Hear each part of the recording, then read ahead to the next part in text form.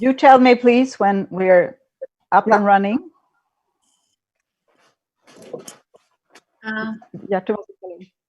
Yes, they're ready.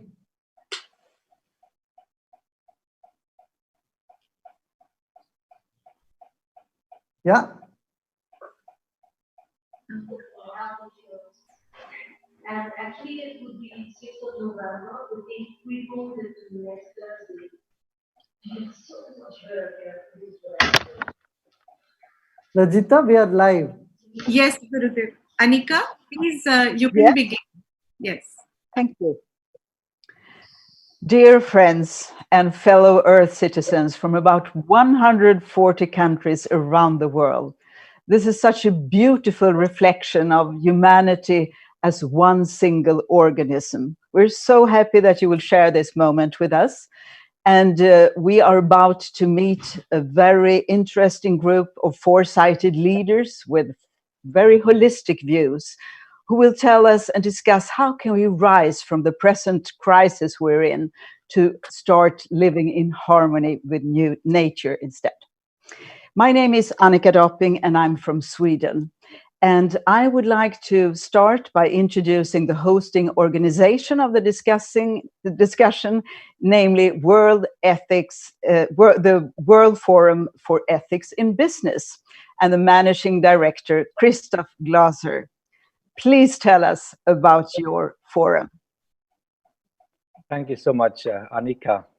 And it's good to see you all. That's right. So the World Forum for Ethics in Business has been founded by Sri Ravi Shankar back in 2006 and holds ever since annual conferences in the European Parliament, and since 2010 also conferences around the globe.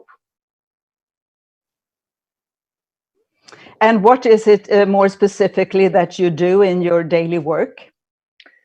You know, bringing good governance to the world is surely a technical challenge. We need structures, we need systems in place, but we have come to understand that it's even more importantly an adaptive challenge. It's a question of mindset, it's a question of culture. And Peter Drucker famously said that the best strategy can be eaten by culture for breakfast. So the question is, how can we make sure that the people do the right thing even if nobody is watching? And I think Sri Ravi Shankar's inspirational leadership has really led the way in that regard. And can you tell that the yearning for learning about good governance, is it growing, would you say, around the globe? You know, we believe that leadership starts where the knowledge ends. And I think in this COVID-19, in this global crisis, we have come to a scenario where we really don't know the way. This is new for all of us. And what do we do then? I think that's when insight, when mindfulness, when true connection to oneself and the other is most important. And Sri Ravi Shankar lives and shares these values like none other. We all have seeds within that can be cultivated for us to bloom more as leaders, responsible leaders. Absolutely. Absolutely. Thank you so much, Christoph Glaser, for hosting this important meeting today. And we continue with the president of your organization, Ms. Rajita Kulkarni in India. Hello. But I can't say welcome to you. You say welcome to me, but please tell, you must be so proud of this, all these meetings taking place right now. Absolutely, Annika. I think in a way this pandemic has compelled us to disrupt the way we live our lives, to innovate in the way we connect with each other. And I think it has shown us unprecedented ways in which we can come together as a global community.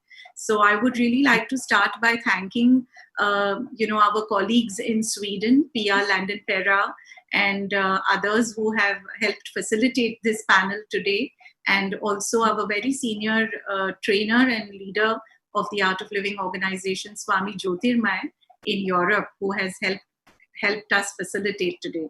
So we are very happy. This is in a series of panels that and think tank conversations we have been having on different subjects convened by the World Forum for Ethics in Business. I know that Sri Sri Ravi Shankar has shown and demonstrated with a platform created by you that organizations can learn that they don't have to choose between being ethical or profitable. Actually, you can do both. It's even a competitive advantage to act ethically in the long term. And what can you tell us about your actions around climate change? Absolutely. I think you said it right. And in that, I personally take inspiration from Sri Sri Ravi Shankar, because in the way his organizations, our organizations are run around the world, are in full compliance of the ethical standards of the country, of the regulators there, and at the same time growing in a very sustainable way to make a tangible impact to the communities.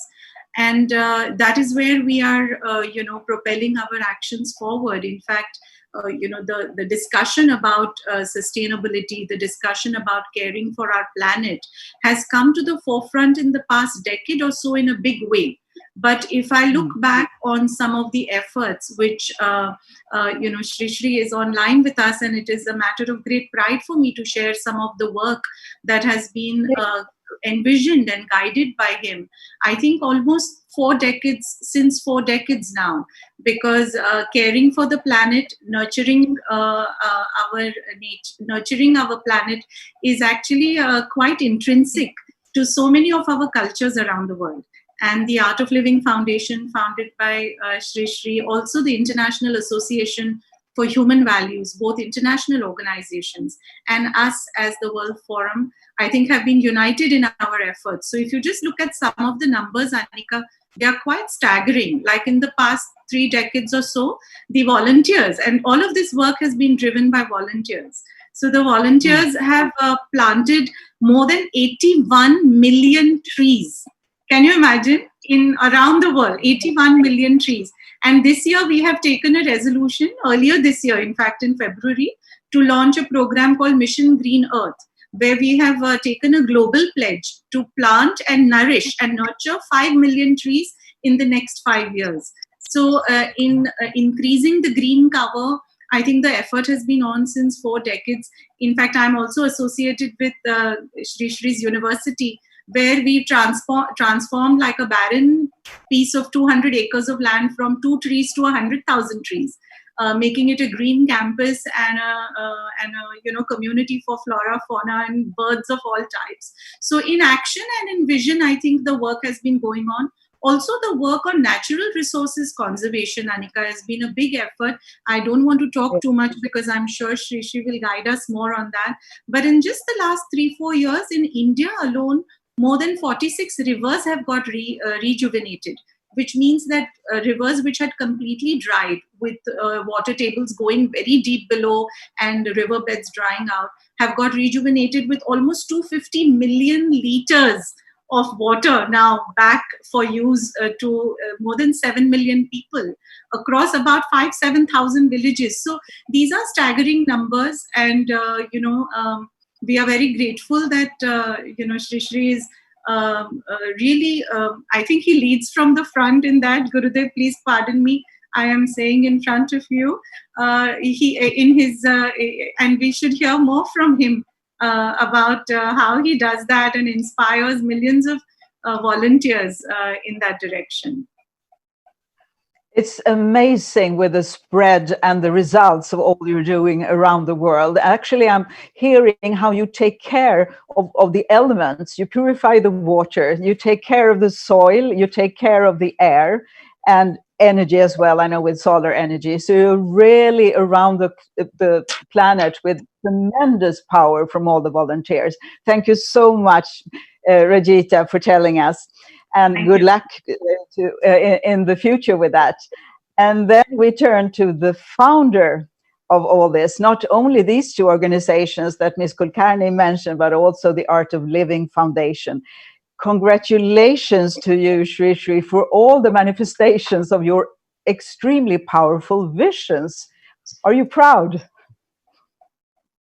I am very grateful for the volunteers. Actually, the volunteers who does this whole work.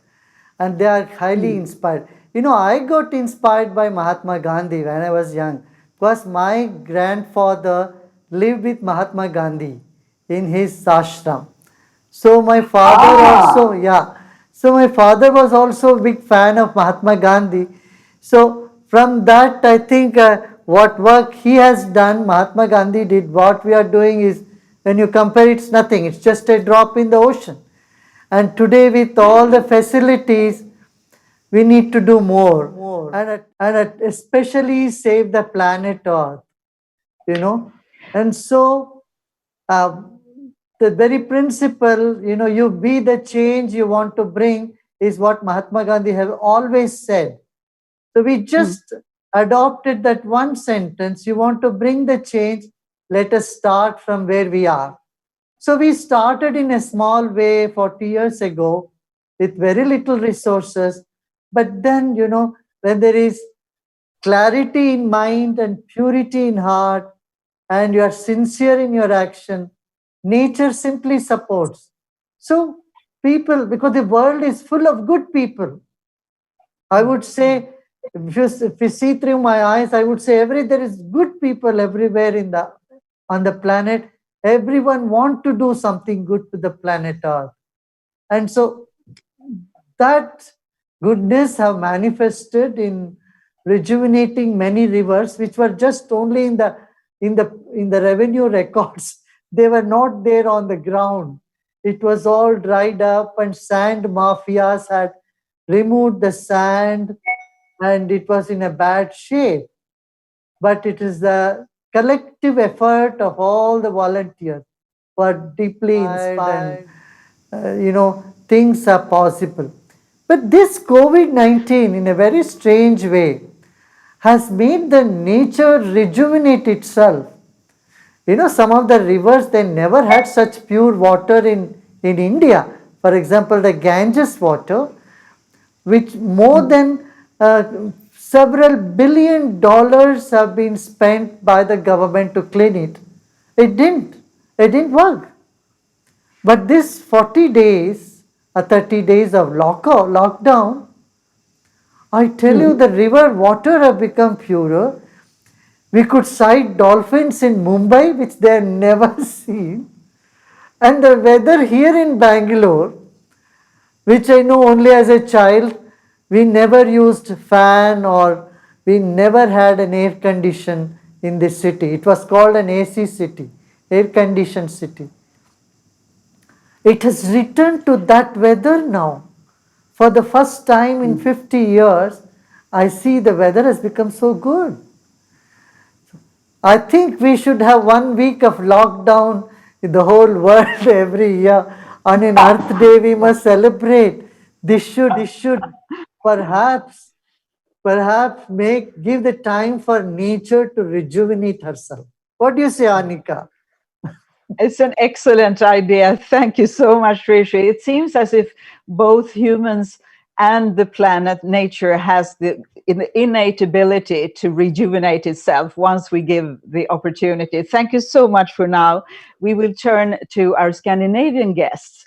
And without for a second disregarding or ignoring the terrible suffering taking place in many, many ways now due to the pandemic, there is also a parallel truth that in every crisis is entailed an opportunity for a new beginning, an opportunity to start questioning strategies that might not longer be really serving us as we wished, or correcting imbalances or dysfunctional systems, and start with a new governance, as Christoph Glaser was talking about, in a wiser direction.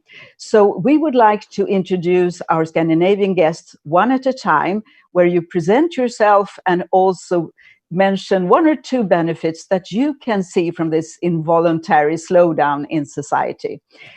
We would like to start with our youngest participant, a strong supporter of our world famous Greta Thunberg, a young woman who is working every day to create a better future.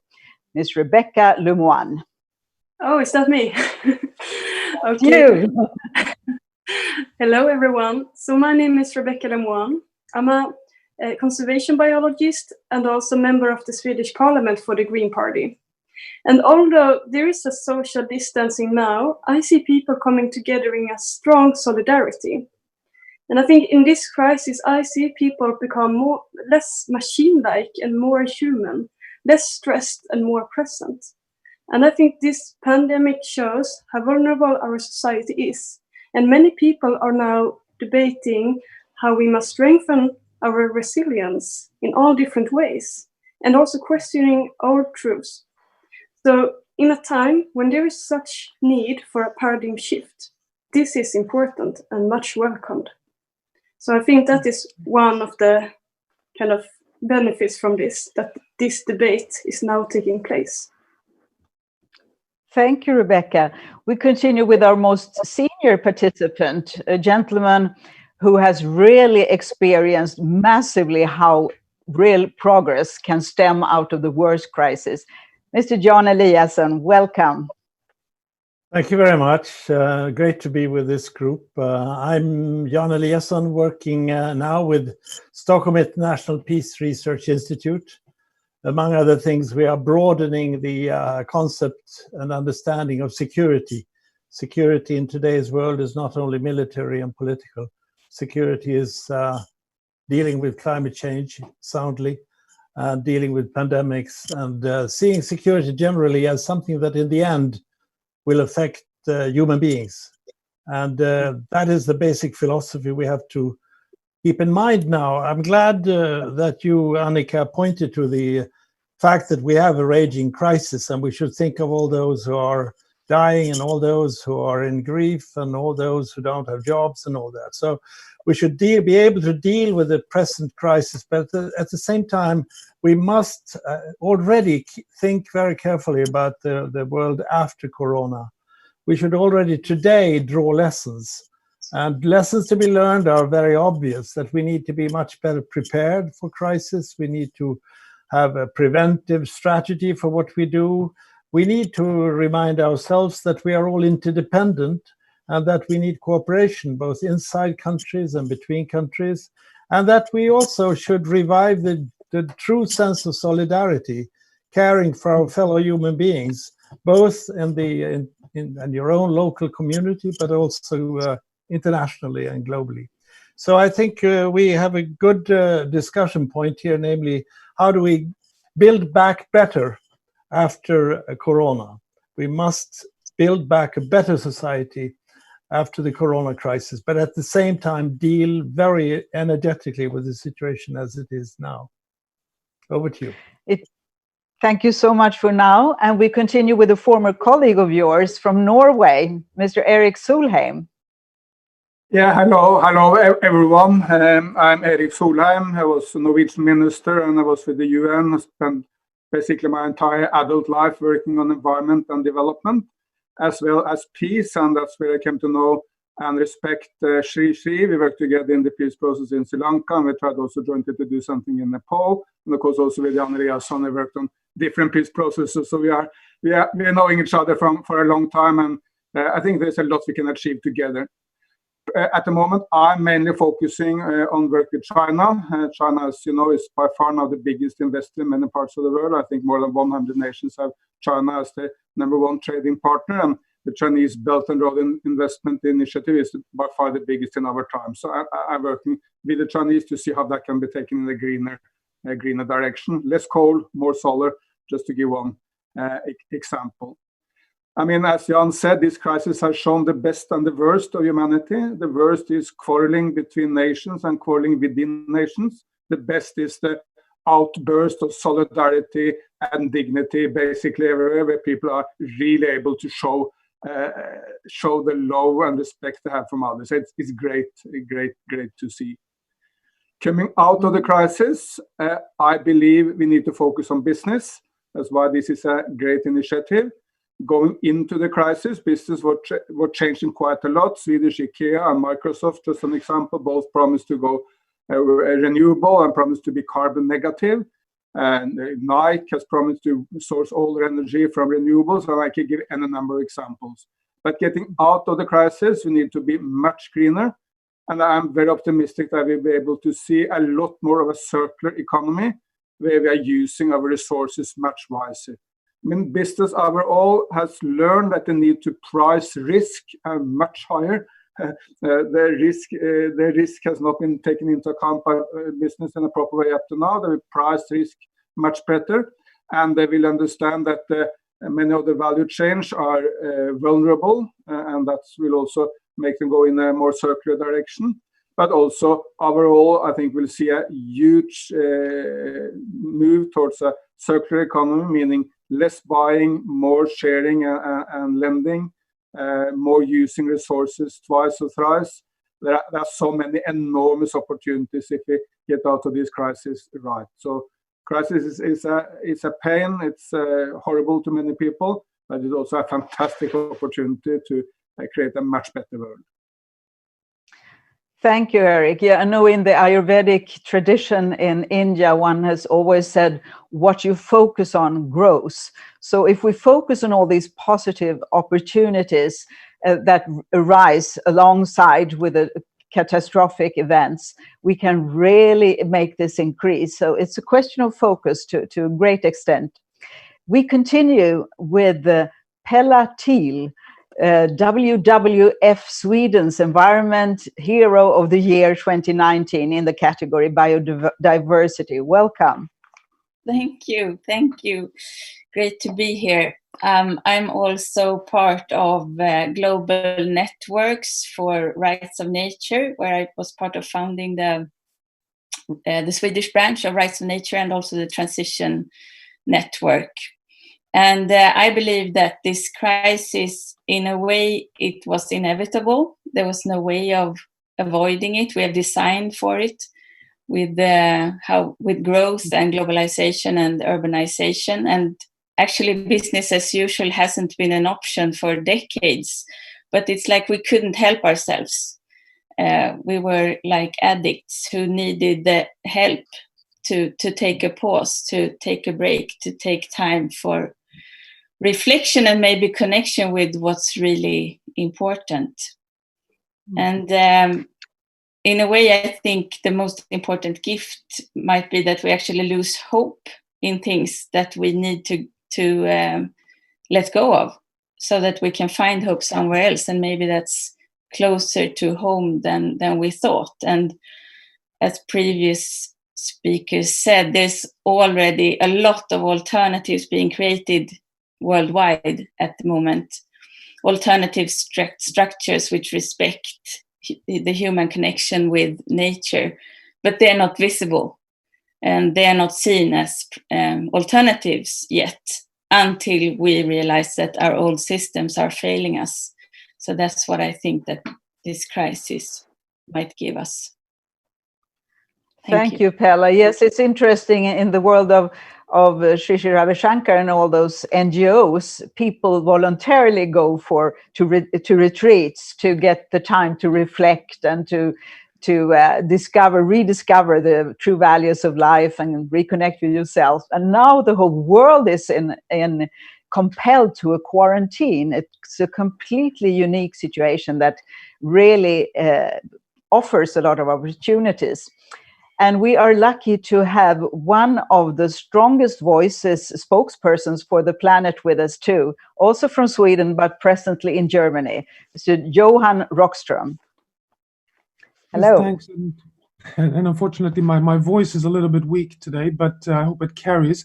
And it's wonderful to be here. And I'd like to take on exactly where Sri Sri Ravi Shankar, your wonderful reflections on the beautiful rebounds of nature we're seeing right now, with cleaner airs and dolphins out of Mumbai. And you may have seen some of the science coming out in the Northern Hemisphere with the most recent estimates that we may actually reduce the number of premature deaths in Europe by 11,000 people who die each year of air pollution. 7 million people die each year worldwide because of indoor and outdoor pollution, because of burning of fossil fuel and unsustainable heating systems.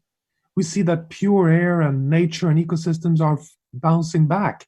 Now, is that a good thing? Well, of course, it's a good thing, but it's not the solution.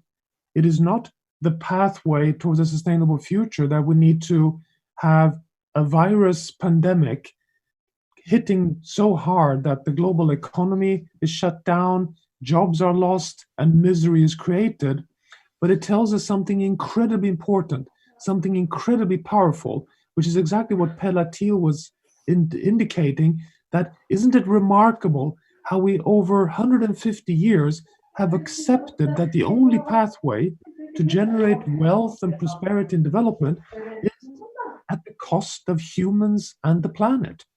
I just find that to be just a remarkable reminder that the virus is now giving us this gift of showing us that, oh my God, this GDP growth based paradigm is simply too costly. It is not acceptable, neither morally, nor health wise, nor economically, to pursue this kind of development at the expense that it has caused us. And we are, as you know, approaching potentially irreversible, catastrophic thresholds that would place all future generations in a situation that we can call today a planetary emergency. So I think that is one important lesson from what we are facing right now. But what I find most important right at this moment is something which also has surprised me and many of my colleagues.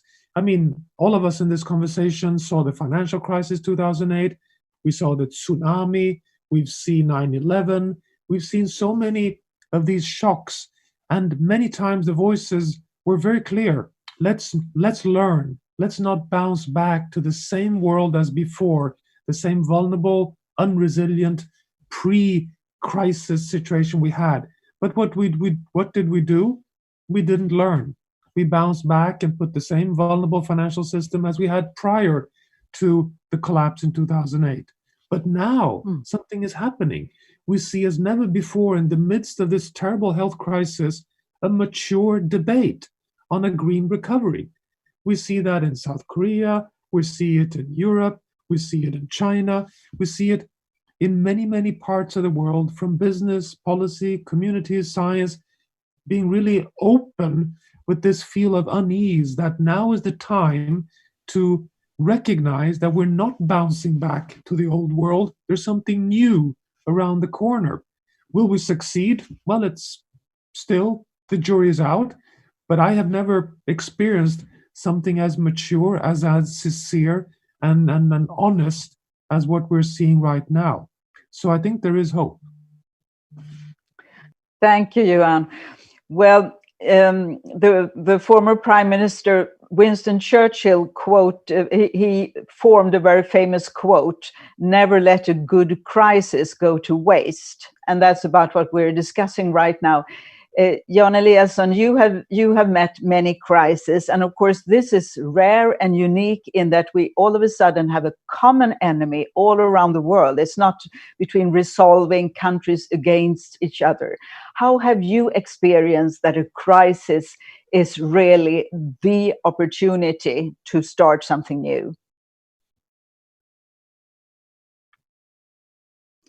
Jan Eliasson, because I'm sure you have experienced that many times with the opportunities in the good crisis. It sounds maybe contradictory or even cynical, but could you give us an example of when it has really worked that way? Am I unmuted now? No, we hear you loud and clear. Oh, good, Thank fine. you. Well, I think Johan Rockström is right in pointing to the unique nature of this pandemics. 2 or 3 months ago, hardly anyone spoke about it. We who fought the battle of being more active on climate change were feeling a state of hopelessness because we are at tipping points. But now this has been a reminder of the existential threat that we face on the climate change. So what we have to do now is to build a bridge between the pandemic's energy, so to speak, to the energy that we need for the climate change steps that are necessary. I have mostly spent time on mediating in conflicts and wars, 6 of them in the past. One time I came home and my daughter She was only 13 at the time. She said, why do you sit down with these dictators, Saddam Hussein and others? Why don't you instead, Dad, negotiate peace with nature? And at that time, I smiled about it, but how right she was, because the basic understanding that we have to understand today is to realize that all human beings, everything that grows, every animal that lives are all interconnected. And we have in modern history utilized this to a horrible degree. And if we can sort of provide a philosophy and a policy of solidarity between human beings primarily, which is mostly lacking, but also between everything living, I think that's the road to go. But it's not going to be easy, because there are many forces in today's world that don't want to go back to the past, that want to divide and want to show the outside world as the problem, whether it is merchandise or ideas or human beings. So therefore, those of us who are coming to this conviction that we have to get the energy from the pandemics and do as much as possible to make the most vulnerable during this crisis, and it's certainly not over. If we can bring that energy and that mode of action to the climate change issue, then we have built a very important bridge. And last point is that we have a tool. Johan and I have worked with this, and also Eric, namely the Sustainable Development Goals. The SDGs are really the tool to repair the world, and also the program to reach the results, reach what we want with the Paris Agreement. Thank you. Thank you. It's amazing to hear how you all are so aware of us being part of nature. I can't help quoting one of my favorites, history professor Chief Warren Lyons, who always says, how can you be an environmentalist? We are the environment. For indigenous people, it's very obvious that it's not us here and nature there. And we're not separate. We're all interconnected, interdependent in what they call the web of life, the whole web of life, where everybody can serve one another. But what is necessary then for us to understand that on a cellular level, so that we really can get the possibility to start living in harmony with nature? I know, Pelatil, you have been working a lot with these questions. What are your reflections? Yeah, I think what we need is to remember that, what you said, Annika, to remember that we are part of nature, because we've forgotten in this culture, and we've even forgotten that we have forgotten. It's like we think that nature is a resource for us, and that's a fundamental misunderstanding of the Western culture, that idea that nature exists for human use, that it doesn't have any interests. Other species don't have interests of their own. It's like we are fish in the water. We don't know that we are swimming in the water because we are so used to that perception of the world. And when we live by that idea, we try to control and dominate nature, and we perceive it as a dead thing. And when we do that, we kill it, which is what we are doing today. And I think, as Sri said in the beginning, the world is full of good people. So within us, we know that this isn't true. Within us, we know that nature is alive, but our policies, our frameworks, our structures in this world doesn't support that, knowing that we have deep within. So I think that we really now need global guidelines to support that understanding.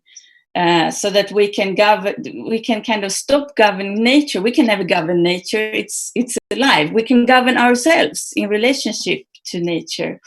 And that's what Rights of Nature is doing. It's saying, yeah, humans have rights, fundamental rights, but all living beings have rights. And how can we respect those? How can we negotiate our existence in relationship with the rest of the living web? So actually, I think it's time to start the discussion to balance the UN Declaration of the Human Rights with the Declaration of the Rights of Nature. And this proposal is already ongoing since 10 years, and I think we really need to extend that debate. And we can all express support for that initiative of the rights of Mother Earth. Thank you, Pella. Rebecca Lemoine, you work with this in the Parliament. Please tell us about that work. Yeah, that's right. And I completely agree with Pella Thiel and what you say. And I am one of those who are really inspired of her. And that's has been resulting in me trying to now change the constitutional law in Sweden by putting a motion just recognizing and rewriting and adding that nature has its own legal rights in our constitutional law. And I think that this Corona crisis also reminds us that this domination approach and lack of respect of our fellow species and nature will harm ourselves. Because, as you said, we are nature. And this can and must change. And an international law against environmental destruction, an ecocide law, can become true if we want to. Any of the parties of the Rome Statute can make a proposal to recognize ecocide as a criminal act. And if so, then starts a process that collects signatures from heads of state. For ecocide to be recognized, 82 states must say yes to this idea. And this is something that the trade union also are in favor for because of the human rights that has to be respected as well. And this is something that our former prime minister in Sweden was pushing for. Olof Palme Center is also fighting for still. So I think this is a sign of how everything is connected and that we have to be more generous with legal rights because we are just one out of thousands, millions species in this world, but only human beings has legal rights today. So yes, I think there is a lot to do in the political world also. Thank you, Rebecca. I just need to ask, are you, what is the reactions? Is this considered to be something extreme from your colleagues around in the Parliament? Or do you feel that this is growing as a concept? I don't think it's extreme, but I think it's kind of rare to talk about our basic values. And I think that we have to start doing that. Because if we don't do that, we will just work like with symptoms all the time. And my party, the Green Party, we are pushing forward on this. And as I mentioned, the trade union are also in favor of this. So I think and hope that this discussion will really take form. Thank you, Rebecca. Shri, what are you thinking about this connection with man and nature? How do you see how we can strengthen our understanding that we are part of a whole? I mean, we are part of nature. You cannot be outside the nature. I mean, we are governed by the 5 elements: earth, water, fire, and air, and the life force that we have. I totally agree with Professor Johan Rockström that when he said, it's the challenge that we need to look after this COVID lockdown is over. What are the main challenges our society might face? One is fear. Though they might have found vaccine or the COVID virus has already been extinguished, but the fear in people's mind to go out, to meet with people, to mingle in society will all take a great toll on tourist industry, on transport, and many walks of life. The same thing can happen. Now, fear is something that can kill people even before they die.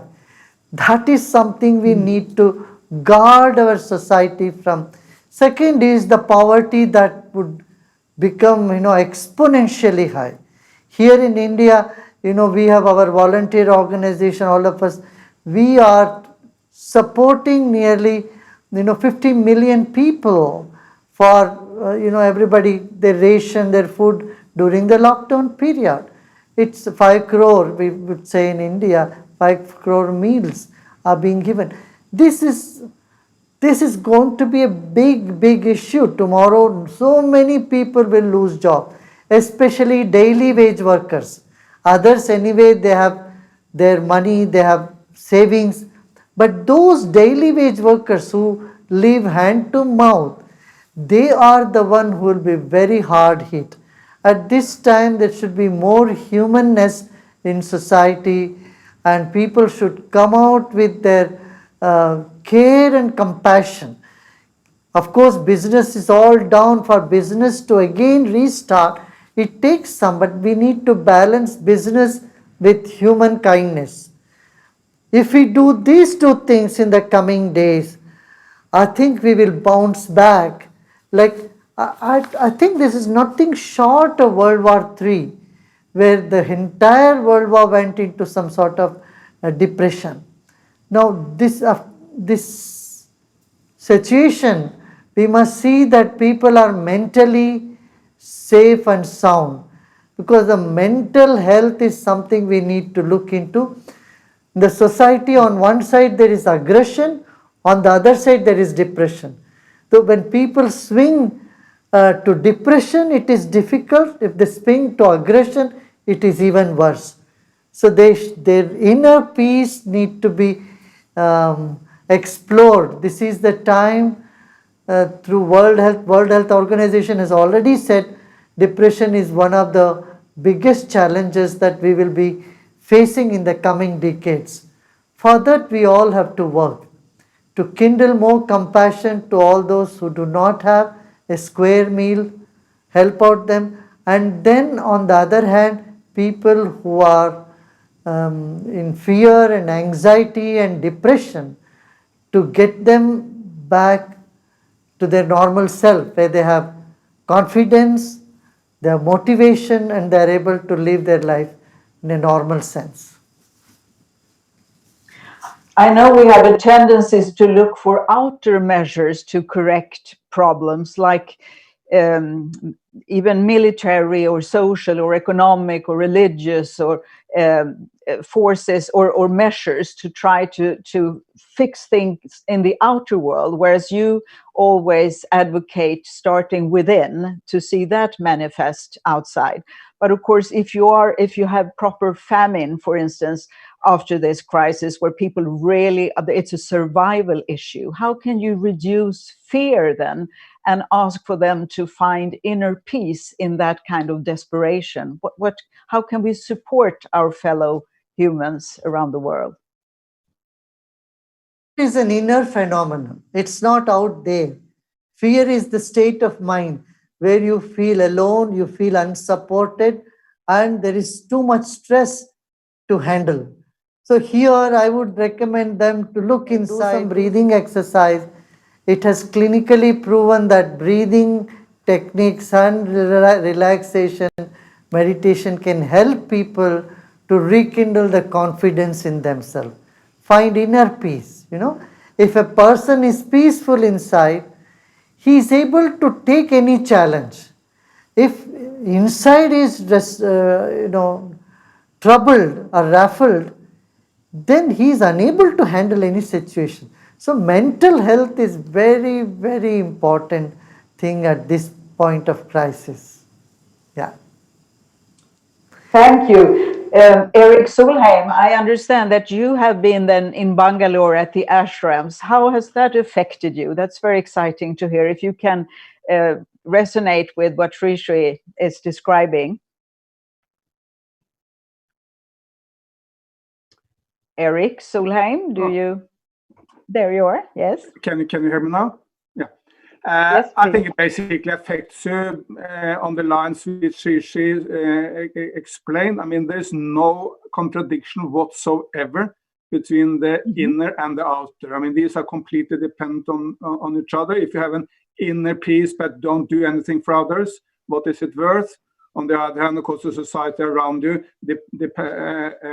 in many ways decides what you will do. So inner and outer should be seen as one. Then we are full human beings. And I think that's, as I understand it, the message coming out of the beautiful ashram in Bangalore. But allow me to turn to the mother of all crises. I mean, the biggest crisis the humanity has ever faced, and that was the Second World War. We came out of that crisis much, much better than we were when we went into the crisis. Why? A lot of people started planning for the post-war crisis in the midst of the crisis. And President Roosevelt of the United States, well, he designed the United Nations, he designed the World Bank and International Monetary Fund, and it happened right in the midst of this all-out war against Japan and Germany. In Norway and Sweden, the pioneers of the labor movement basically designed what later became the welfare state in the midst of the crisis of the Second World War. And we need to do exactly the same now. We don't know how long this will last. It's the biggest crisis in the world since the Second World War. In the midst of these crises, we need to start the planning for the society we want to see after the crisis.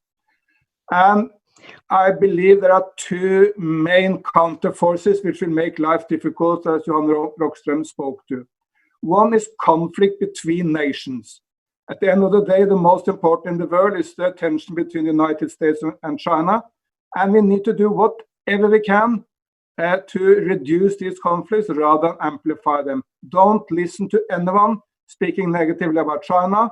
Don't listen to anyone speaking negatively about the United States of America. Let the rest of us do everything we can to bring these two nations together, because together, Europe, United States, India, China, we can achieve basically everything. If we are split and in conflict and isolated, we are in a very bad place. And the second is conflict within nations. If in Europe we were to see an all-out conflict between, say, the Green movement on one side and the populist, the right-wing extremist on the other, we will also be in a bad place. That's why we need to focus, we are the Green community, we need to focus on the win-win policies. All those policies which are fantastic for Mother Earth, while at the same time creating jobs and prosperity. Then we can bring the vast majority of the people with us in the change and transformation we need. Because the good news is that we are in that place. In India now, solar energy is cheaper in India than in any other place in the world. By far the cheapest energy you can go for in India. So the opportunity for India, for China, for Europe to transform ourselves out of this crisis is tremendous. But then we need to reach out and avoid conflicts. Just one final point. Sorry, I stopped there. No, it's wonderful. I just want you to please elaborate a bit on that kind of visioning that Churchill and Roosevelt did in 1941 that gave birth to the United Nations and IMF and all that. How do you see that more concretely now? Where does it take place? Who are phrasing these new visions that will attract us to go a unified way as opposed to fight within ourselves? At the moment, we are in a difficult place when it comes to the multilateral organizations. The United Nations is basically irrelevant in this crisis, has done nothing of any significance in the crisis. The World Health Organization is important. But the main issue is the relationship between the main powers. When you see some American leaders basically trying to create conflicts with China every single day, is very, very bad. And the Chinese will respond in the same way, and you will get into a very difficult situation.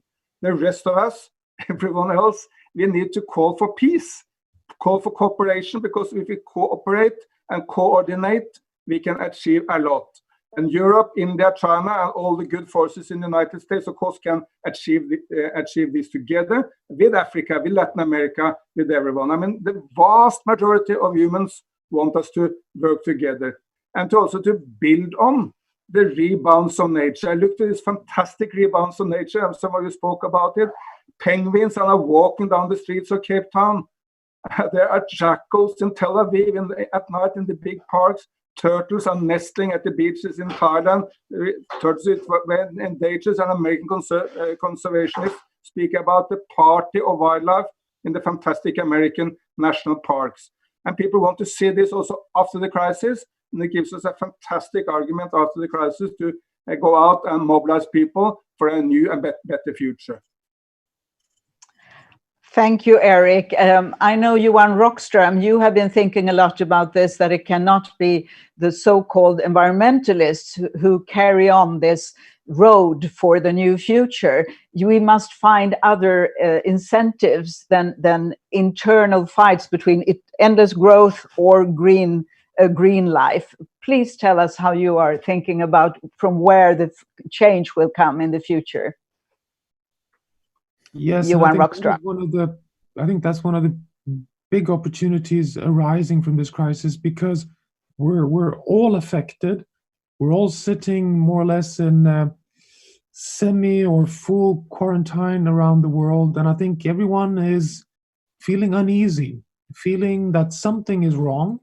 And science is very clear of what is wrong. The pandemic is a manifestation of the Anthropocene. It is de facto exactly the Anthropocene. Please explain that concept, the Anthropocene, for those who don't know. So it's just to refer back to Rebecca and Pella, who made a very correct, scientifically supported statement that the pandemic is a manifestation.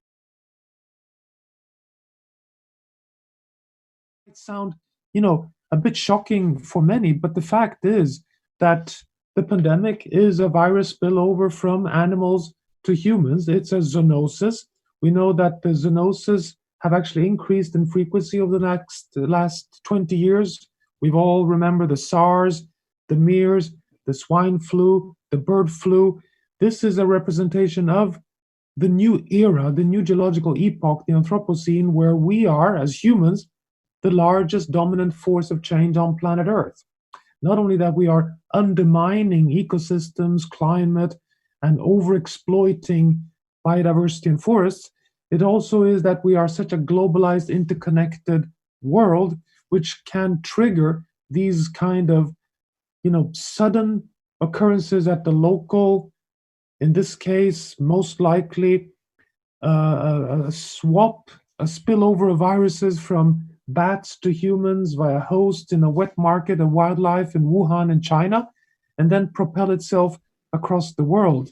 Now, this fundamentally means that we can halt and reduce the risks of pandemics by reconnecting to nature, by taking care of ecosystems, stabilizing climate, builds resilience, and reduces risks in the future. I would argue that that is the fundamental recovery plan after the pandemic, to accelerate our pathway towards a decarbonized, sustainable future. And as Jan already referred to, we have the Sustainable Development Goals, we have the Paris Agreement, we have the Convention on Biodiversity. It's a question of implementing them. So it's quite interesting that, the basic foundations of a more resilient, stable future are there. It's just that we haven't been able to get the rising in the momentum we need.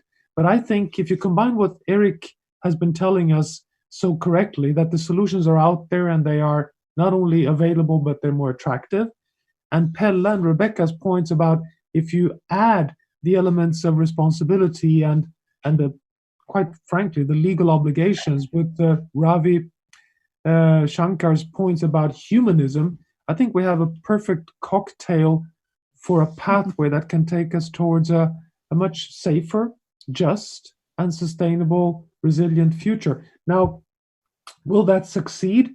Well, it's still to be seen, but I come back to this point that we have so much evidence or so much indications that this is now becoming a much more, open part of the public discourse already now. So I think we're seeing a kind of a 1941 type moment right as we speak. Thank you so much, Johan. Sri, you have been working so much in India and all over the world in doing just this with people who are in great stress, in violence, in disharmony, in depression, in aggression, and in prisons and elsewhere. And you have seen over and over again that it's possible to find balance and find harmony. and as long as you have a very clear vision. And we have a lot to learn from you in the East. You have so thousands of years of traditions in how to balance our own systems and thereby affecting everybody else. How would you like to conclude how we can start living in nature from, thanks to this very crisis that's so painful for many, but that can be the spark for a new life?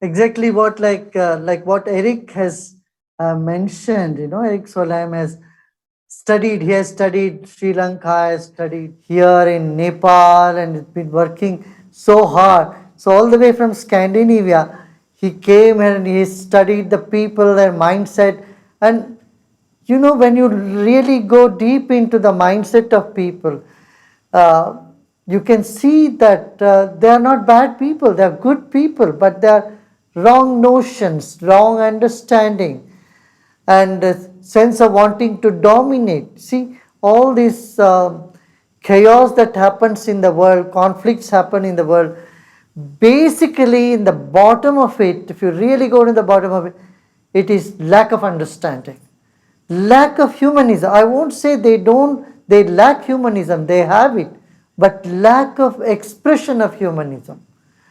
And they build wall between themselves, which is imaginary.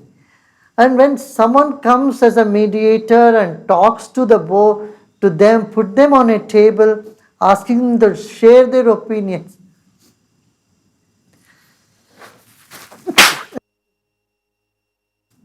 it makes a big difference.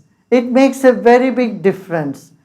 So when greed takes over a person, a fear takes over a human psyche, they would do anything to destroy other human beings and destroy the nature as well. So if we need to be sensible and sensitive to the nature and be sensible to reasoning, then we need to attend to one's own level of education, one's own personality development, one's interaction with nature and other fellow human beings.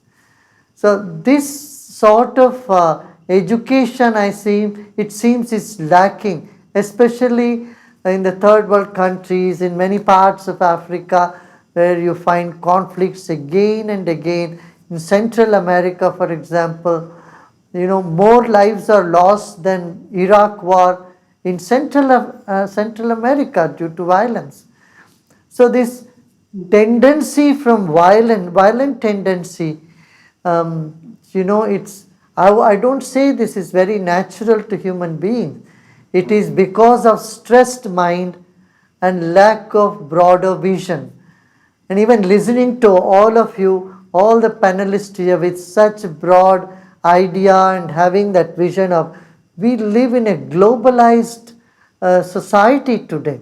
The world has become sort of one unit. It has always been one unit. Now the borders are not so relevant. See, this virus has taught us borders are irrelevant now. So we have to really care for human safety and security, both through putting laws and regulations in place about biological experiments that countries are doing in different parts of the world, as well kindling the humanness that is widely present in all human beings. In this way, we connect to nature, we connect to fellow human beings, we live a life of more peace and harmony, and we can bring more prosperity to our planet. Though it may appear to be an utopia or a dream sort of plan, but I think it is possible. We work towards it, I think we can get it, we can achieve it. Thank you so much, Rishi, and thank you all the panelists for sharing your wisdom. I do wish us all the most breathtakingly beautiful growth into a reset for humanity with the governance that's worthy of the highest part of us. And I see the great potential with us all coming together And those who would like to join the world meditation now, the daily with Shri Shri Ravi Shankar during this pandemic, can stay from 4 to 4:30 and just enjoying being in this nervous system of humanity from 140 countries. Thank you all for now. Thank you, Anika, Anika. Thank you. Anika, on behalf of the World Forum for Ethics in Business, a big hand to you for conducting the panel so fantastically, and a big thank you to all our distinguished guests for being with us today for this important conversation. And Gurudev, thank you for your time. We will continue these think tanks on various important topics that we as a global community are dealing with today. So thank you very much. So much.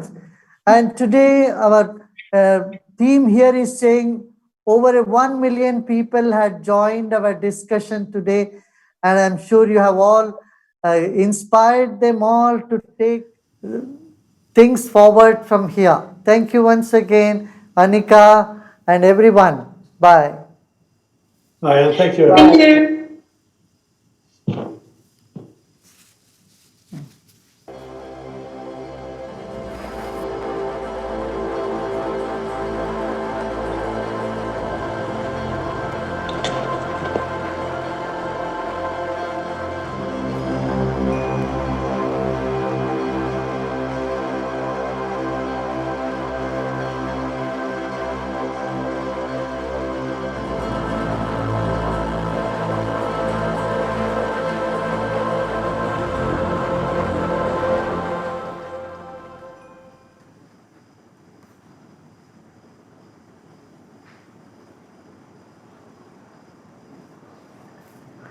Let's sit comfortably, easily. And today we move into meditation like every day, but with a little difference. Okay? As usual, let us start with shaking our hands, getting rid of any little restlessness that we might have acquired during the day through our activities. Huh? Just shake your body so that your circulation gets better in your arms, in your shoulders.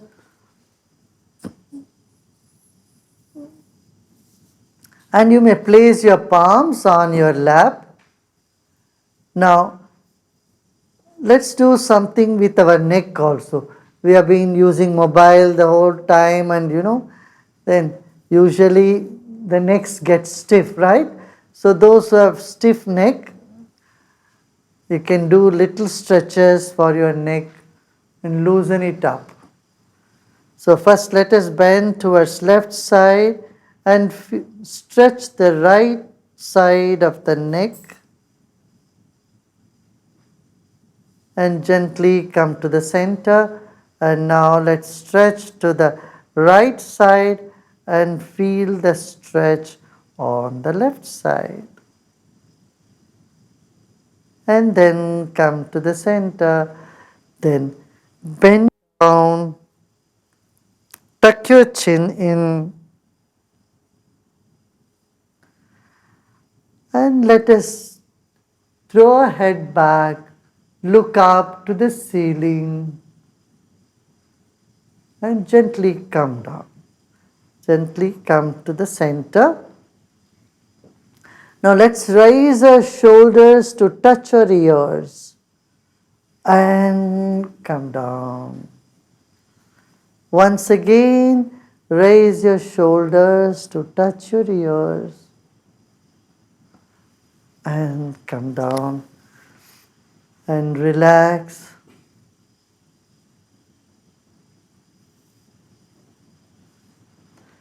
And let us close our eyes.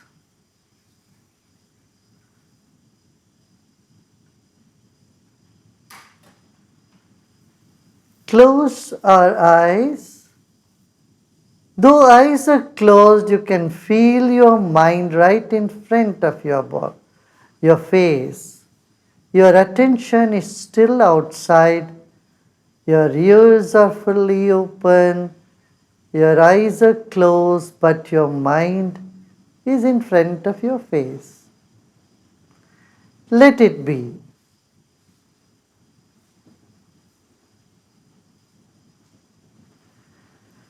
Now take your attention to 1 meter of space in front of you. Just imagine your mind is moving to 1 meter of space, 3 feet in front of you. Become aware of the space that is in front of you.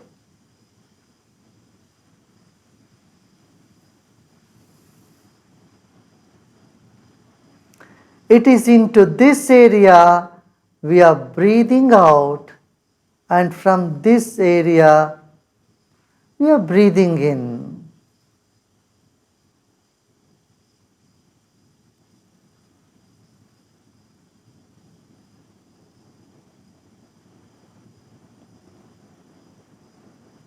Now let us bring our attention to our right side. Become aware of the space to your right side. Right ear, and then right side, right shoulder. Just become aware of space to the right side.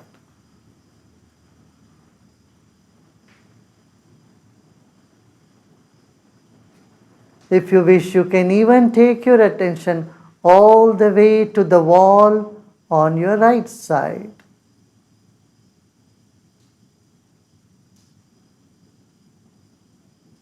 You may mentally touch the wall on the right side. Let's take another deep breath in and breathe out.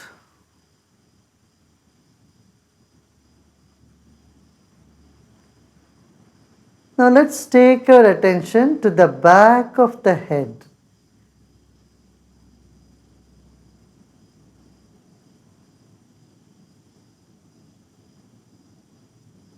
Become aware of the wall in the back, or take your attention to 1 meter distance behind your head. Just become aware of the space there without much effort.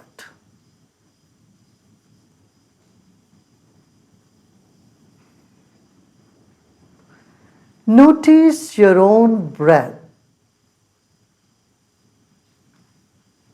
The rhythm of your own breath at this time is different.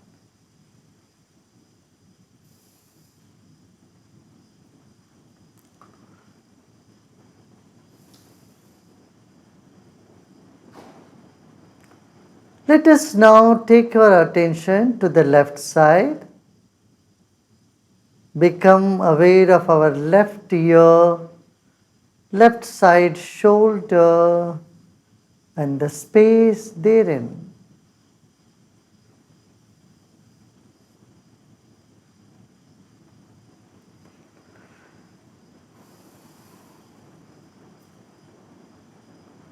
Let's become aware of the space to our left side. Become aware of the wall to the left side.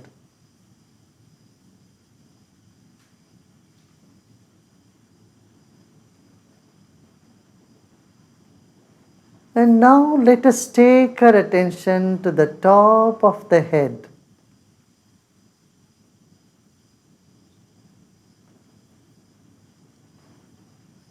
Our eyes are closed, our body is still,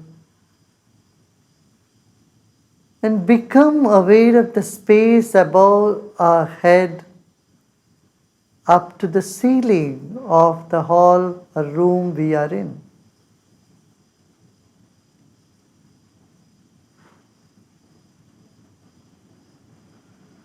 Now let's become aware of the entire space in the room we are in. This environment is our first body, is a sheath. Let us honor our atmosphere we are in. Like fish in the water, we are in air. Let us honor the air all around us. Take a deep breath in and breathe out. Another deep breath in. And as we breathe out, let us now bring our attention to our body. Our body has billions and trillions of cells, and there is enormous energy in each cell of our body. Let us honor and acknowledge our own body.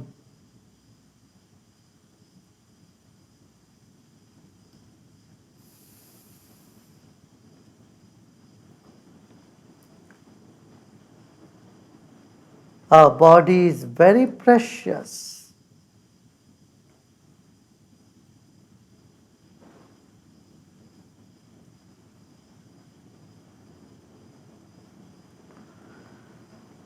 Let's take our attention to our head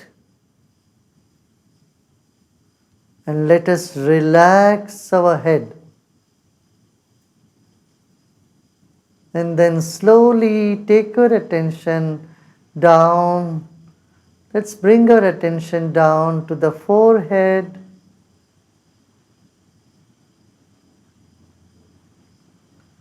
And let us relax our face. Relax your eyebrows. Let's take another deep breath in with a smile. And as we breathe out, let us relax our cheeks, our ears, and our eyes.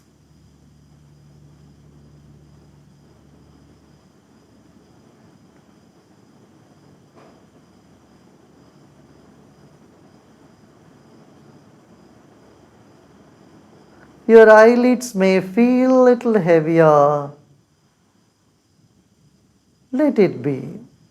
Any pleasant or unpleasant sensation, just bear with it just for a few minutes.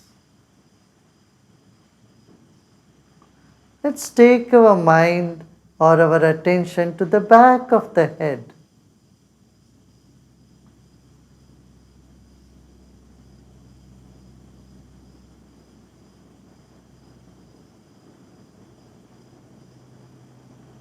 This is exactly what happens when we go to sleep. Our attention shifts from the frontal cortex to the back side.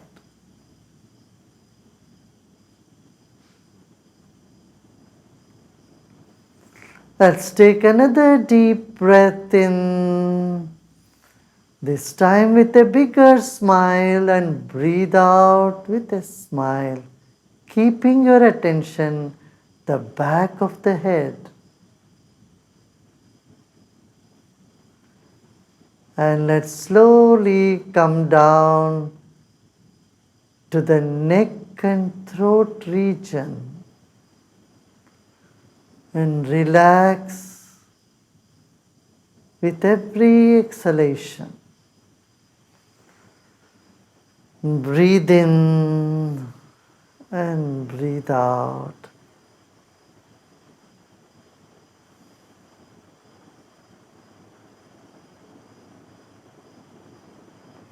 Incoming breath energizes the body, and outgoing breath brings relaxation. This phenomenon happens all the time.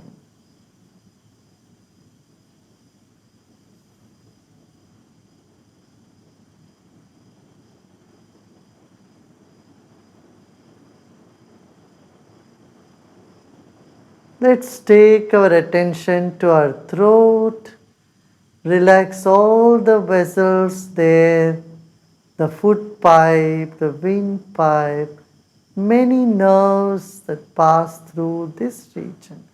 Let them all have deep rest. Relax them. Now let us take our attention to our shoulders and arms. And let's take our attention through the shoulders and arms to our palms.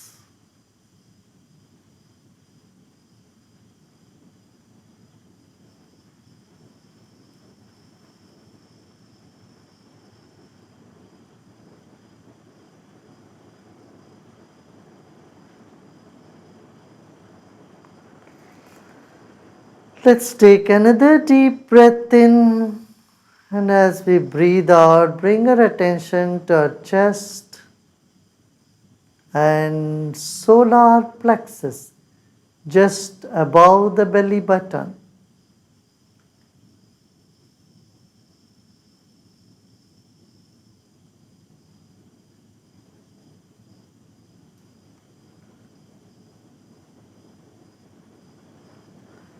Let's take our attention now more into our stomach and solar plexus region.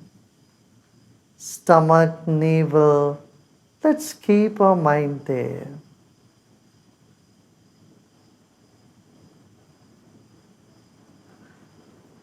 Our mind is thinner than water and subtler than air. So it spreads. Our attention spreads. Let it happen. Become aware of your hips and thighs. Relax your whole body.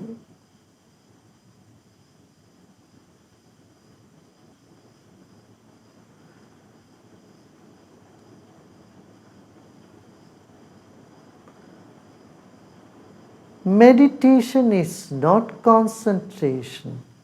So let go all your efforts.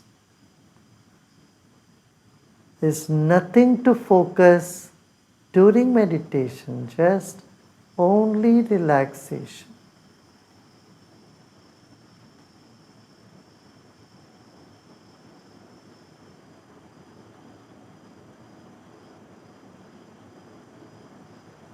As the body relaxes, mind expands, and as the mind expands, body finds its relaxation.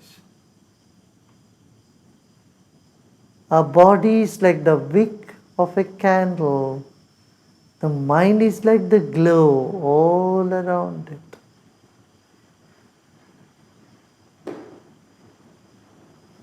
Our mind is just energy.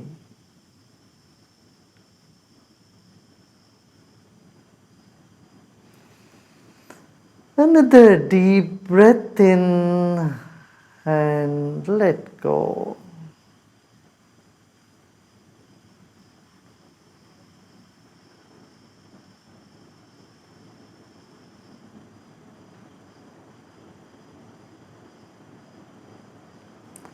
Whatever thoughts are coming in the mind, just let them come.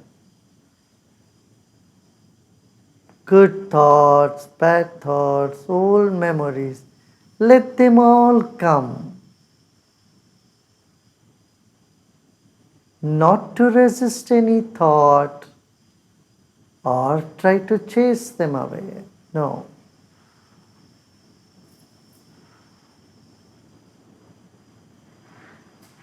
Let the thoughts come. They'll go the way they come by themselves.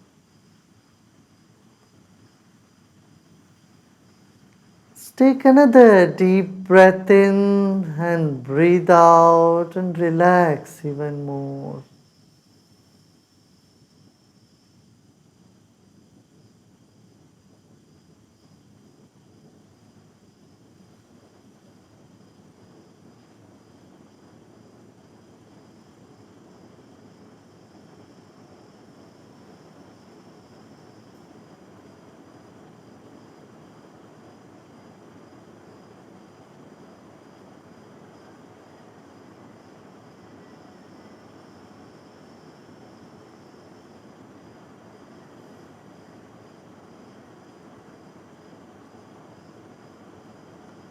Just let your body relax more and more and more.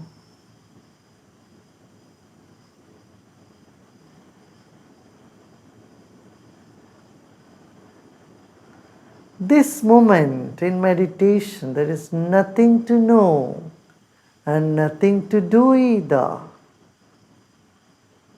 So let the mind expand and body relax. Any discomfort anywhere, let it be. Just let things be as it is now.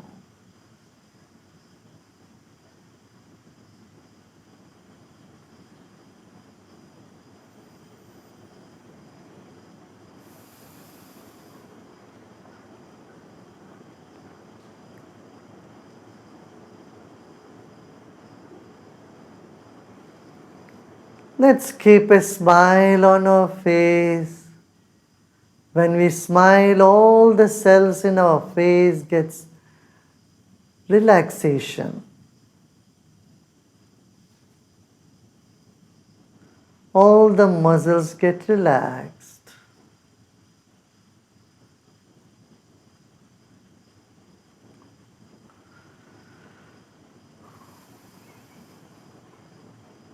Never mind, even if it's artificial, keep a smile on your face and notice how the muscles and tissues are expanding, relaxing.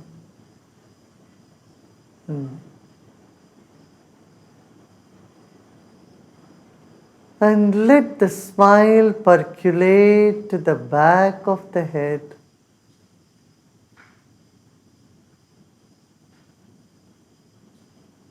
You may find some stiffness here and there. Just embrace it, let it be. And you'll find they give way to relaxation.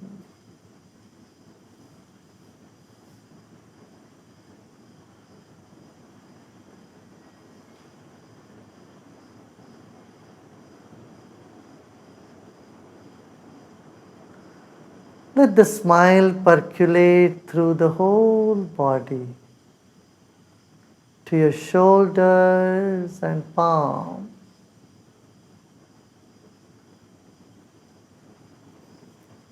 Another deep breath in and we breathe out and let go all our efforts. This moment there is nothing to do and nothing to know either.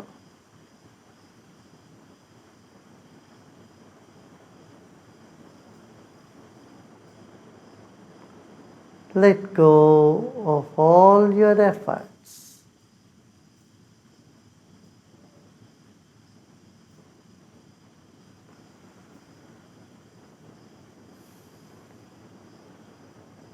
In the core of our existence there is peace, and you are the peace. We are peace.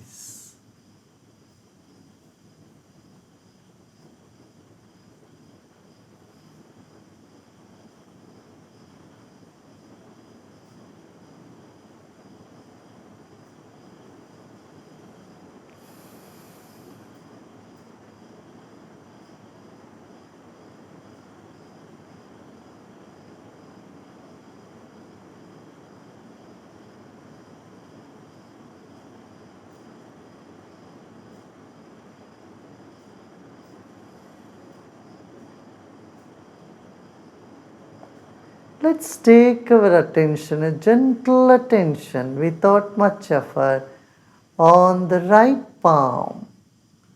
Gentle attention to the right palm.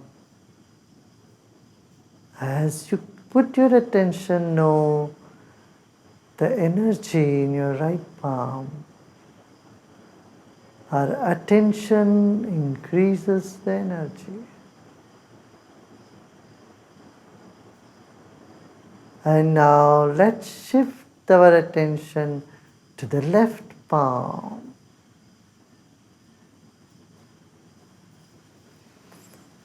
And with a big smile, let's take another deep breath in and let go.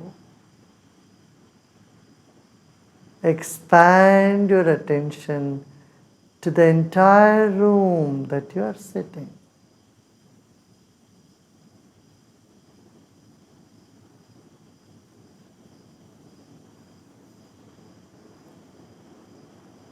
You are peace, and the peace radiates from you to the whole atmosphere.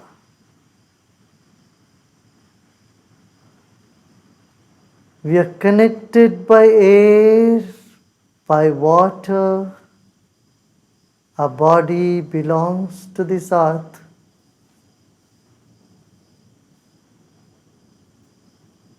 We are part of this earth.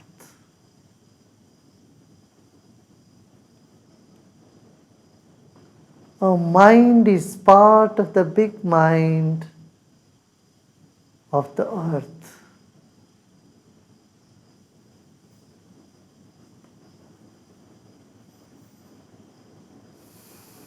Let go all your efforts.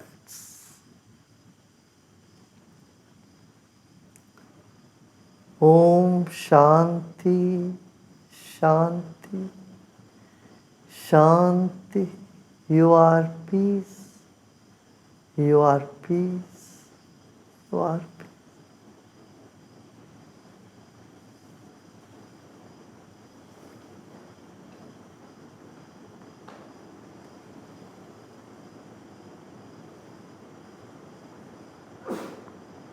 Let's slowly and gradually become aware of our body and surroundings.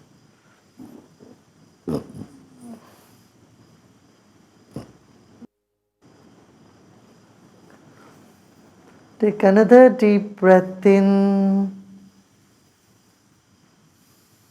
and as we breathe out, we may open our eyes.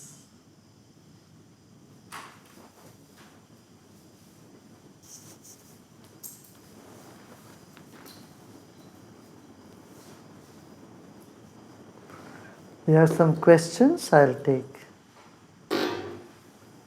That's good, huh?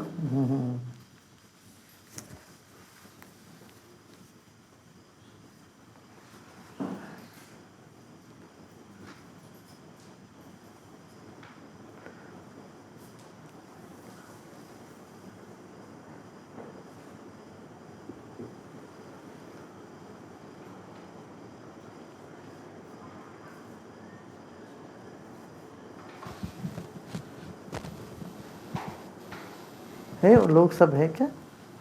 Are there any questions? I'll take. Yes, Gurudev.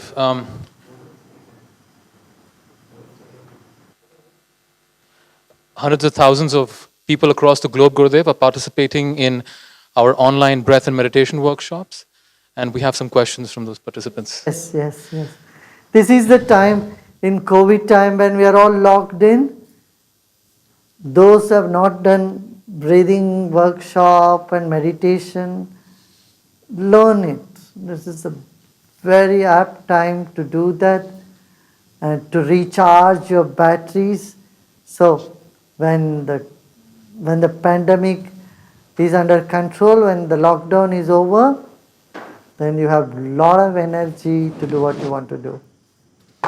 So best use of this time, tell all your friends, everyone should learn something about their breath, something about the mind, intellect, and about meditation, about the spirit, the soul.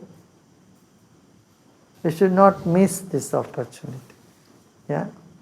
Otherwise, once the busy life takes over us, we hardly find time to do these things that of course, people postpone doing meditation after retirement.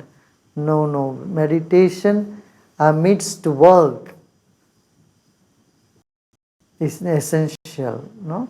That gives you energy, it keeps your enthusiasm up, and moreover, it keeps our vibration very positive.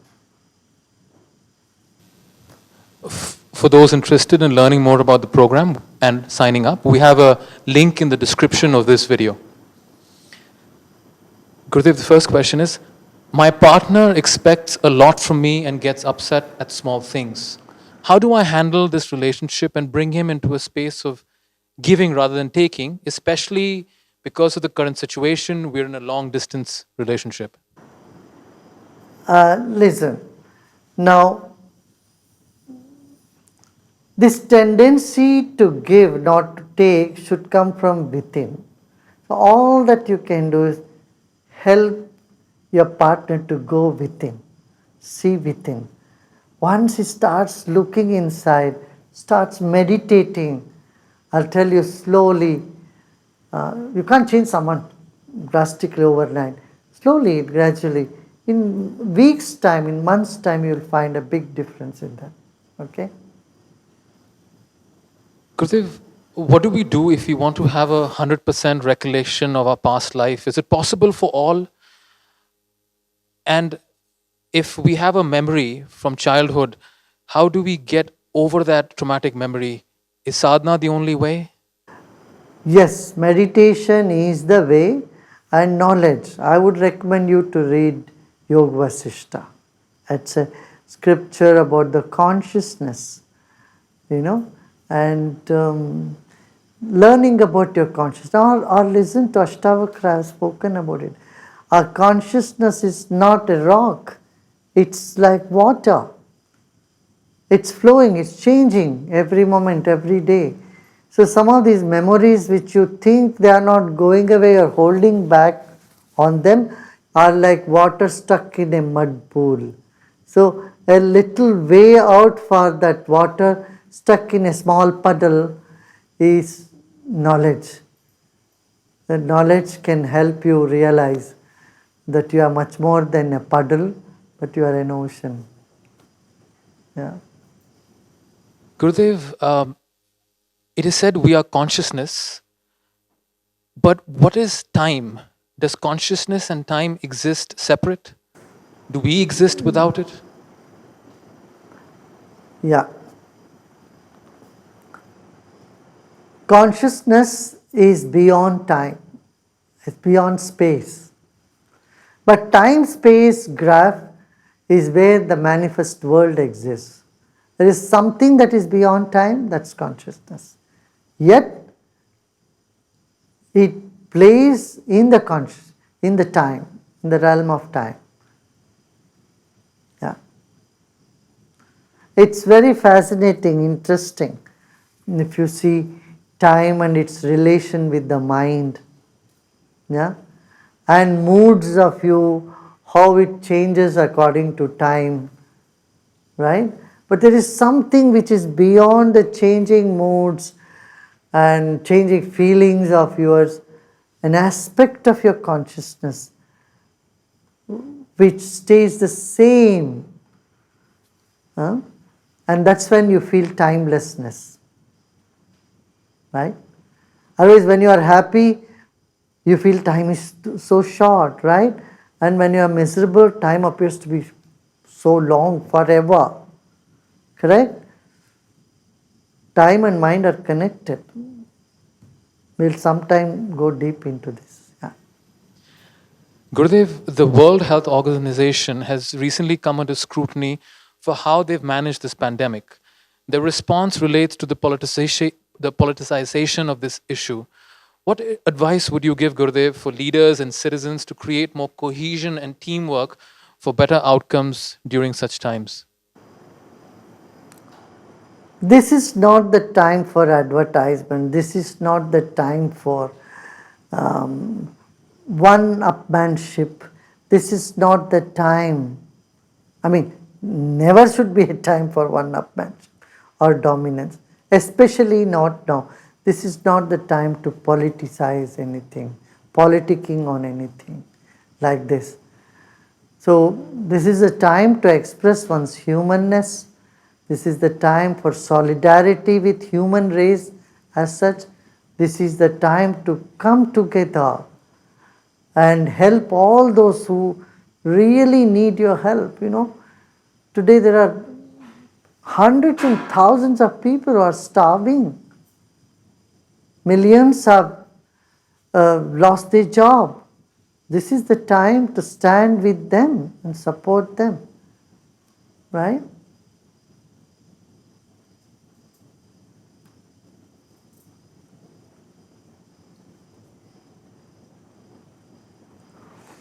One more question I will take, one more. Gurudev,